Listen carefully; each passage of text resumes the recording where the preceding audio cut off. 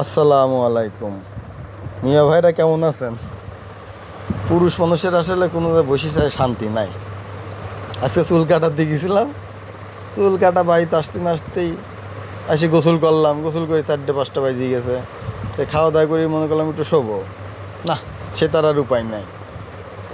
এই শালা সুমন্দিরা আইসে সাথে আবার গেদার মাও লাগেছে। কি হয়েছে? চা খাবি?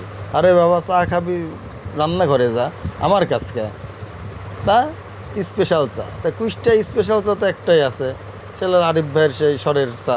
সেদিকে কেন নাকি সেই রাইনি বটতলার ভিতরে, এখন আবার সে চেম্বার খোলেছে আরও ভিতরে, সেই পল্লী বিদ্যুতের অফিসের সামনে।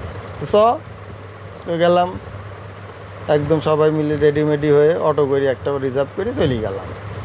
যাই দেখছি বিশাল ভিড়, আমরা বসেই আছি, মশার কামড় খাচ্ছি, এই বাগানে ছবি তুলছি, তুলছি। এর ভিতরে এক মহিলা আসছে,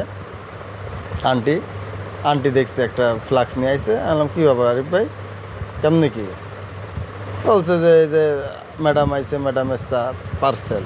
তো দেখলাম ভালোই পার্সেল দিল, ওর পাউরুটিগুলো সুন্দর করে প্যাকেট করে দিচ্ছিল।